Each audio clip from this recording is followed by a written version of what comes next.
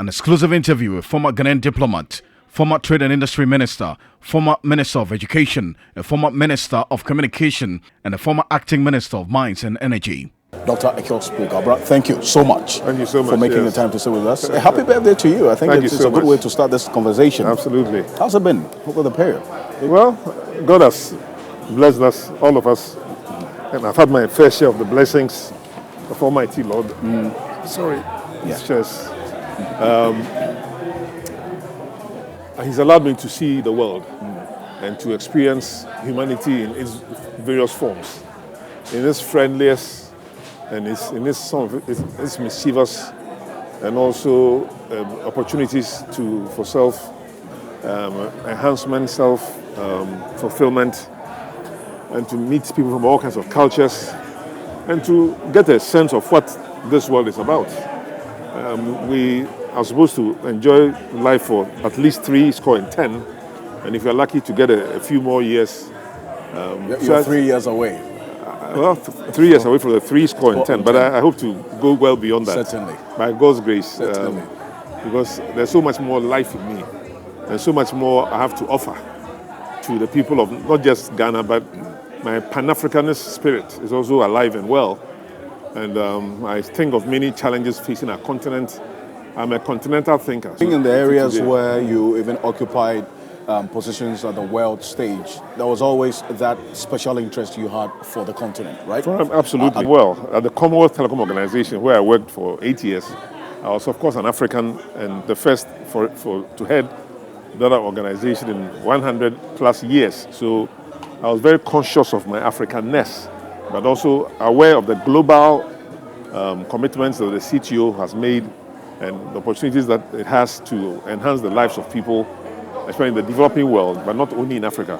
So we practiced in Asia, in places like India and Bangladesh and the Fiji Islands, the Caribbean islands. I mean, that's really when I got to see most of the world, because the CTO operates in about 50 countries. And most of them are very small island countries and very vulnerable countries. So that was just one of my experiences. But I'm back to serve my country and my continent. And so when I talk to people at the African Union level, at the African Development Bank level, at the African Export-Import Bank level, we are always discussing things about how Africa can make greater progress.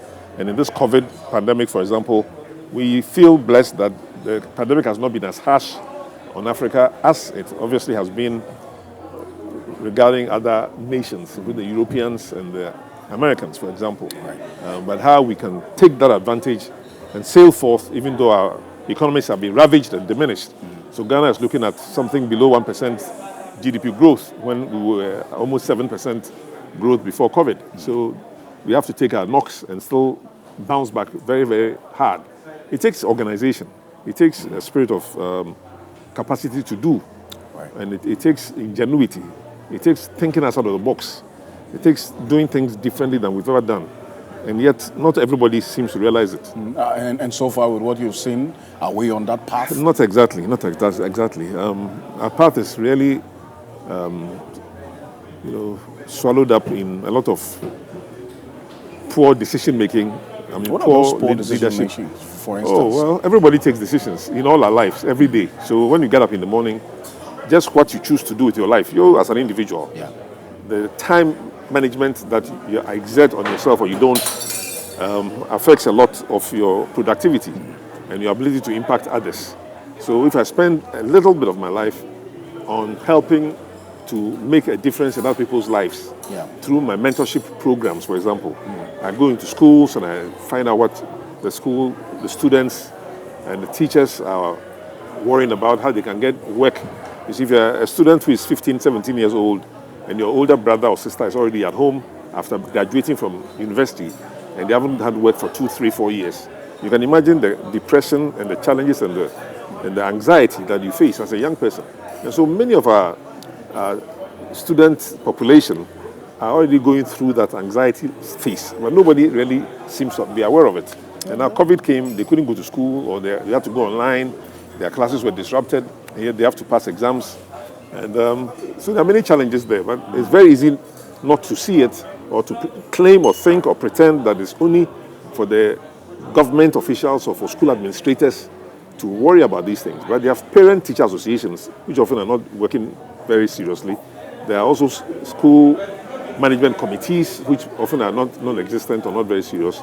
There are alumni associations of almost all the prominent secondary schools, many of which are not really doing very much other than for ceremonial things and once in a while building something for the school or procuring some computers or what have you. But in a systemic manner, organizationally, these institutions are not being as effective as they could be.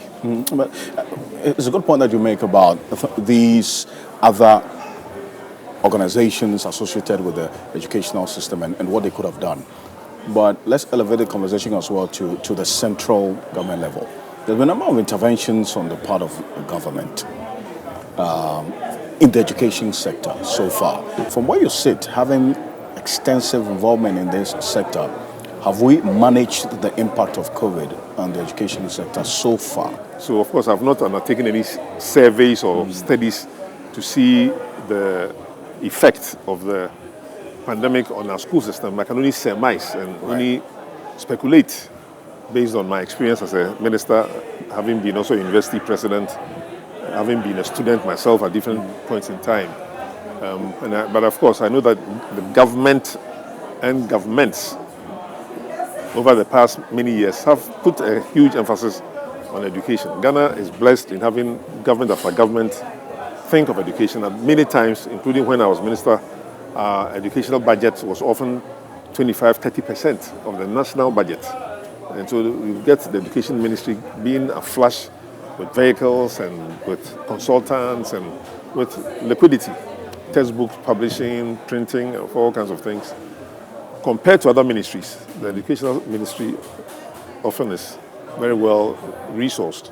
But the question of what we do with it, absolutely, and how people are focusing on their work and the innovativeness aspect of the educational system, not just about learning by rote or going to classrooms, but whether we are teaching our students to be more innovative and to use experiments to solve problems. And because this is a ministry that spends quite a number of years in, and what you're doing now as well, did you understand or appreciate the problem as you have articulated right now as confronting our education sector back then when you were minister? And what did you do in the process of addressing some of the challenges as you have enumerated now?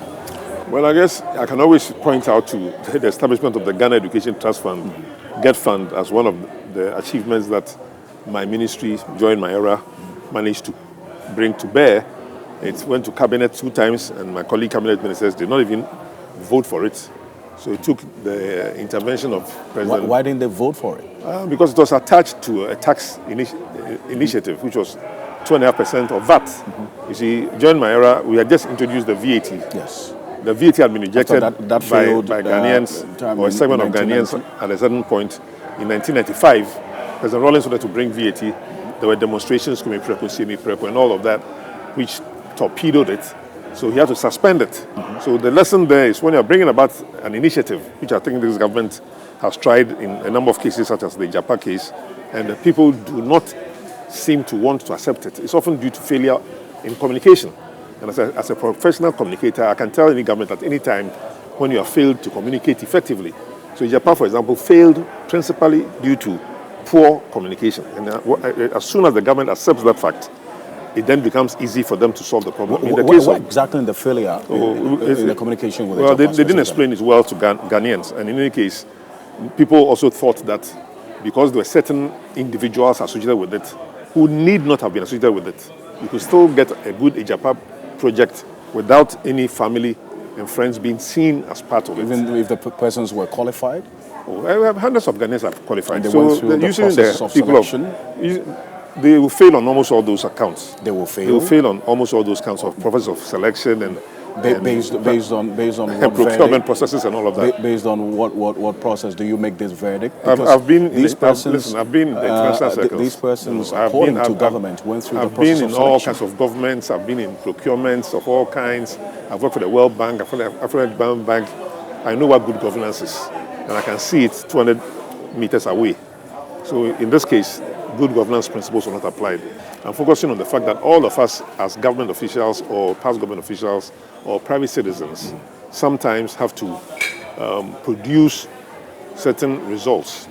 In a case where you're trying to establish a new organization, a new company, and you decide that certain people can play roles in it, if the design of the company and the people that you select does not seem to those who are just observers or Ghanaian citizens as having been done fairly, I'm not the one to reach that judgment. If they decide that they don't understand why you are doing it this way, then it begins to fail. And I'm talking to you as a communication professional that even in the time of President Rawlings, he had to suspend a very good tax initiative. VAT has since been with us for more than 20 years, value-added tax. I was the first chairman of the value-added tax board, the board itself, because I was also the chairman of the public education committee to convince Ghanaians that the value-added tax is a good measure. Okay. So what did you do? And it took 18 months, 18 months of professional communications skill sets, which I can't get into today, to convince the Ghanaians so that when the VAT eventually was re-established, there was not a pin fail. Everybody understood it, and people were even clamoring to become VAT registered, even though they were not VAT eligible. That's how well we had communicated the VAT. But earlier, because the VAT was not well communicated, the people of Ghana, through demonstrations and other things, rejected it. And President Rawlings had the wisdom to say, well, if they don't want it now, let me withdraw. And let me now get some communication professionals to re-engage with the Ghanaian population for a certain period of time. The current government attempted to educate people on the Japan only after it had failed. Well, they had tried to they consulted CSOs. They are consulting faith-based organizations. After the fact, because most people did not know of Japan until they came to Parliament, and it literally did not get the blessing of Parliament in a consensual manner. It was passed in a unilateral manner. Oh, because the minority walked out. Exactly, because they are not going to vote for it. Either they didn't understand it, they didn't accept it, all the reasons we can explain. I'm just saying that there are very good government policies which can fail due to poor communication. You juxtapose the VAT situation with the Japan situation, and in this case, government is saying that it's racing against time because it intends to list on the London Stock Exchange by the end of the year. I've been involved in listings. I've been involved in listings. I've been involved in listings. Do us more harm than good. I've been involved in listings for African Development Bank. I understand the banking process. I've been a banker. I've been in listings. I've been in fundraising, all the things that investment bankers do. I work for the world's most prominent private sector bank that is responsible for the raising funds for the private sector, the International Finance Corporation. You don't get to work in such places if you don't understand what they do. There's no gun to anybody's head about any time by which any Ejapa or any other company should be established. Ejapa could have been established 10 years ago. It can be established 3 years from today. Somebody may think it's better to establish it now, but as I'm saying, if you tried it and the result you are getting is not favorable, the most sensible thing is to pull back from where you are. That's what I'm saying. President Rawlings, even though at the time people would have thought he was a dictator and he could just railroad his way in, he said that, look, if people don't want a value-added tax, now tell me, is that value-added tax a bad thing? Because it has been in Ghana now for 20 years. It is the VAT that people rejected that came and re-established the Ghana Education Trust Fund, which again all governments have used for 20 years. The same VAT has also helped establish the health insurance program. And it is helping in all sectors of the economy. So VAT itself is not bad. The way it was communicated to Ghanaians at the time in 1995 was not effective enough. And so President Rawlings realized it and said, okay, I'm withdrawing it. Have peace. Let's go now with Baweth. But then let me appoint somebody who he thinks understands communication. Let him come and see what he can do to convince Ghanaians of why VAT is good. What did you do differently? Oh, it takes a long time. It takes 18 months. I'm a scientific communicator, so there are certain principles of communication which, if you haven't studied it, I can't attempt to lecture Ghanaians on it. But I think most communication professionals, public relations officials, advertising people, branding people, they know the principles, and the principles are being applied in our airspace and on the radio station and TV every day, but the details we can't get into. But research, of course, for example, research is one of the most fundamental parts of communication, but which I find most people ignore or don't want to spend the time and money on it. For example, you have to find out why did you not like VAT? Assuming you are starting a VAT campaign, you have to ask some questions. Would you have voted for VAT if it came as a tax regime, or if you're a business person, why would you find VAT to be a problem? I mean, you ask all kinds of questions. It's like a diagnostic process. Communication is not any different. Most professions are not any different in terms of the procedure you have to go through. You have to diagnose a problem, you observe it, but you have to talk to the people involved, ask them questions of various kinds, and then through that process, you then begin to delineate possible solutions and what the nature of their illness is. Then you prescribe medicine, as it were, but in a communications process to animate their minds, to change their minds. The communication business is a mind-changing business. So even elections is about change of minds. People want to vote for this party, they don't want to vote for that party. Why don't they want to vote for this party? Why do they want to vote for that party? If you're a communication professional, you will know how to find out first, and then advise your clients, do this, do that, to change the minds of those whose minds need to be changed. It's not every mind which needs to be changed. It may be 20%, maybe 30%, but which of the percentage of the minds needs to be changed? Is it the youth? Is it the adults? Is it the women? Is it the villagers? Is it people in a certain region or the other? If you don't find that information, you cannot do anything about it. That's my professional training, and I tell people all the time that not everybody understands or appreciates it. Even to the NDC? Of course, I do that all the time, yes. And they don't listen to you? Well, they do. Some of them understand, others don't. But often, it's not just NDC. I'm just talking in general. That's why I've established a professional company, because I'm not just going to talk about it. Now you pay for it, and I'll tell you. If you pay, I'll tell you what to do. If the NDC comes? Well, I'm open to all clients. So I'm very open to all clients. You charge the NDC for... I'm open to all clients. For a service to the party you belong? I've given them 25 years of free service. And I still do. I still give them free service. I still do plenty of free service. All the time we take in meetings, but nobody calculates the time in the meeting. I was part of the manifesto committee. We started for 10 months. Nobody was paid a dime. And if you calculate my hourly rate, if you as the international circles, you can Google what UN officials, what World Bank officials are being paid. You can get my hourly rate equivalent from that. And find out if I sit in a meeting for 2 or 3 hours, or for 6, 7 hours, I sat in one recently, how much is that worth? Most people do not understand it. Most people don't appreciate it. But it's okay. I mean, it's part of the contributions we make to our parties. And I'm not the only one who makes the contributions. All our party members, even the foot soldiers, also make their contributions at all in various ways. But nobody's paid a salary. Very few people at the party headquarters get some salary. 95% of all party officials in any party, CPP, NPP, NDP, they work for free or for the love of the party. Of course, they hope that when the party wins an election, then they also get a reward of some kind, which depends on each man's interest or desire. What motivates them to be in the party in the first place. Some are motivated by money, some are motivated by appointment, some are motivated by knowledge, some are motivated by, they want a scholarship, somebody wants appointment, different things. What's your motivation? Service. I'm motivated by Kwame Nkrumah. When Rawlings came, he also regenerated that seed in me. He said, look, come. I see you are working for the African Development Bank. Can you also come and help me and Ghana to also improve ourselves? I said, okay. He said, oh, there's no money in it. I didn't ask for money. He said, yeah, there's no money in it. I said, okay, let me help her. And of course, I came to realize that it was $500 a month. I said, fine. I still did the work.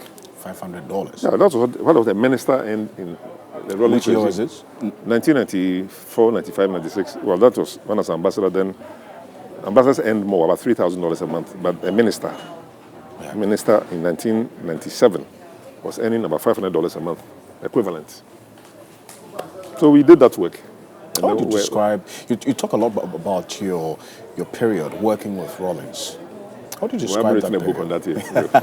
Are you going to write a book? I don't have a book on working with Rawlings. Do you have in mind? I mean, I've got many books in my mind as to which one I will eventually... Including working with Rawlings? If I were to write a book, obviously, there will be aspects of my time with Rawlings as well as my time with Mahama and my time with Atamils and so forth. But that will not, I think, be the main focus of any of these books. What goes on in the public service, the do's and don'ts, are the kind of lessons learned that I hope I can share in some way with the next generation. Rawlings was a quintessential man of the people, quintessential public servant. He came to help to right what he saw as the wrongs. He may have also committed some wrongs in the process. I mean, just a human being. But you could see he was trying hard to right wrongs and to improve the system. If he had any weaknesses, it's just that he did not have as much experience as a young person.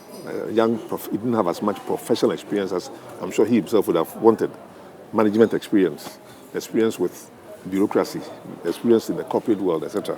But he understood that weakness, if you want to call it that, and therefore relegated or delegated almost all the work to his subordinates. For example, as a minister under Rawlings in the Tamils, where the Tamils was vice president, Rawlings barely ever attended cabinet meetings, meaning that the entire cabinet meetings were handled by Professor Jonathan Evans Tamils. Really? And to the best of my knowledge, Rawlings never countermanded or changed any of the decisions that were taken by Atamils as vice president. Really? Vice President Mills was the one running the government. He was the one running the government? I mean, at least the public service and the official government decisions. But, I mean, the president was Rawlings. So if he felt strongly about something, he would let us all know through various channels that he didn't agree with this or that. But generally speaking, he allowed Professor Mills and the cabinet to take whatever decisions they thought was in the national interest. So what went wrong when late President John Evans Atta Mills became president and the relationship between the two of them, what went wrong? I can't say I know that because I was not at the time even in Ghana. I was working for the Commonwealth Telecom organization. But I think one of my friends who has written a book recently suggested that one of the reasons that he thinks may have been a factor was the fact that at one point, as I recall, there were as many as 100 individuals in the NPP who were deemed to have infringed various regulations and were prime for prosecution. And the list was taken to Professor Mills for his approval, and apparently he declined to approve it.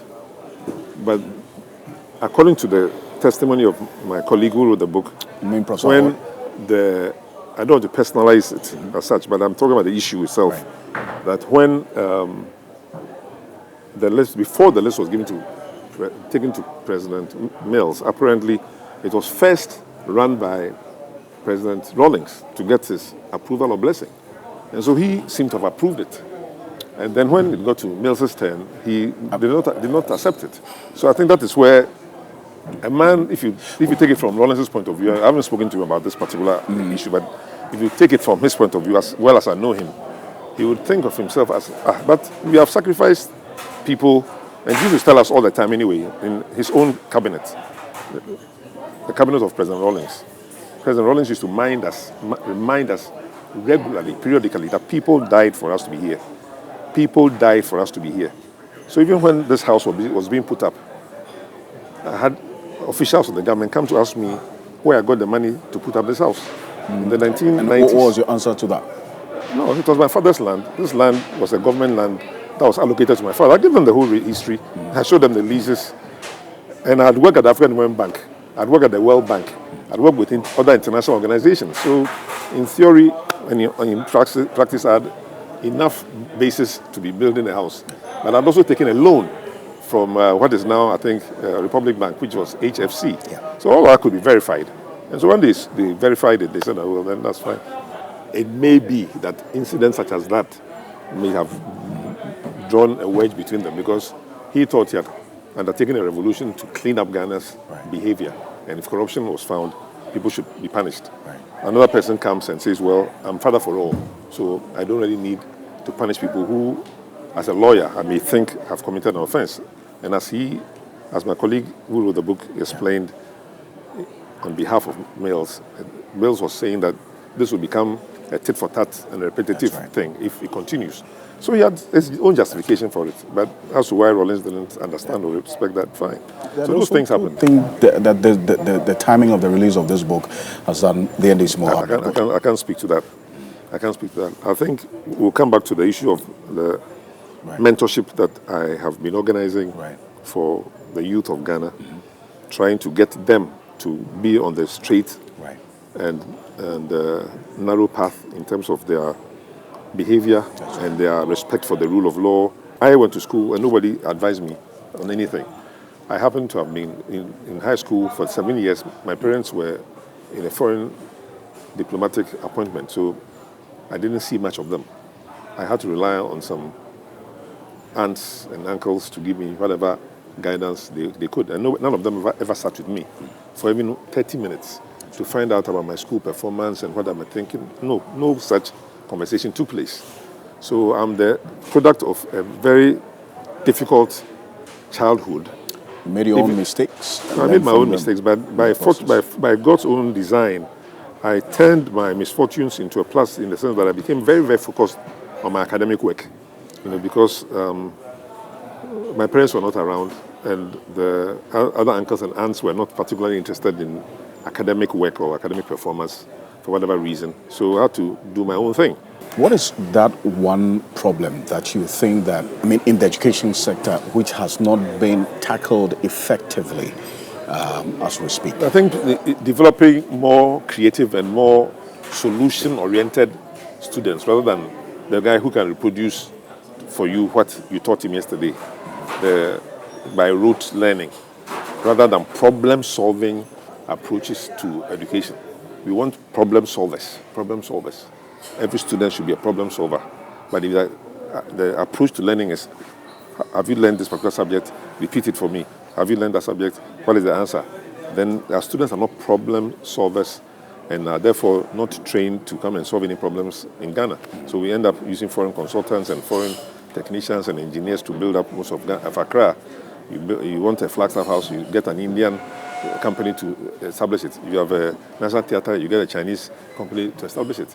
And yet Kwame Nkrumah taught us in Job 600 at Parliament House that he would employ only Ghanaians, that Ghanaians can be masters of their own affairs. But decision makers, for whatever reason, some of which I know, but some of which I don't know, often go for foreign contractors when Ghanaians are available. So we are killing our own Ghanaian professionals in the professional industries sometimes, by not an eye champion made in Ghana products, made in Ghana goods, made in Ghana services at one time when as Minister of Trade and Industry. But we are not practicing it often enough. We are not practicing it often enough. And we must have more faith in our people. You did a lot of work in the trade ministry. We're confronted with the situation with the Nigeria-Ghana trade impasse now. I know during your tenure, there's some of the issues that came up at the time. What do you make of what's happening right now and how it could be solved? So I can't say I know all the reasons. I can't say I know the reasons. The fundamental one is the fact that according to the GIPC law, foreigners cannot sell Ghanaian markets, not in retail space. They can sell in retail space because the Telkoms and all kinds of Woolworths and all that are retail shops. But there's no problem with them. There are designated areas in our country which are designated as market. Malamata market is a market. That's right. Only Ghanaians are supposed to sell in that. Makola market is a market. But it's the metropolitan and municipal authorities are the ones who designate what is a market. You go to Kofodua market, you go to KJTIA market, you go to Cape Coast Patokraba market. So those areas are designated as markets and only Ghanaians are supposed to sell in them. I think I've seen evidence that the Ghana government and the Nigerian government, ambassadors, parliamentarians are all getting involved in trying to understand the issue, and hopefully they'll get the solution. We are brothers and sisters, and especially in the Pan-African environment, when you're talking about African Continental Free Trade Area office sitting in Ghana, there's no need for Ghanaians and Nigerians to be fighting or misunderstanding each other, except that, well, at the local level, when the economy is harsh or hard, as the COVID has made it, then people look for excuses or look for scapegoats. That's why when Ghanaians or Nigerians or South African, Zimbabweans and others go to South Africa, and the South Africans also get hard economic circumstances, then the foreigners become their natural easy target. So I just give you some examples of in Ghana where people are trying to create certain enterprises and they are facing difficulties, and I've suggested that communication or poor communication is part of that. As a communication professional, if I'm called in by any government, by any company to give advice on how certain things can be done differently, I'm more than happy to do that. If the MPP calls on you on Ijapa, they are a Ghanaian organization. If it's institutional, Ijapa, they had lawyers advising them, they had accountants advising them, they had investment bankers advising them. I would hope that they also had, communications professionals. Not necessarily me, but communication professionals. Sometimes people call all kinds of professionals, but they omit the communications professionals without whom you face the blockages and the headaches that that particular organization and company are facing now. So it is time for good communications. And Spio-Garbrah and his ABC team are happy to help.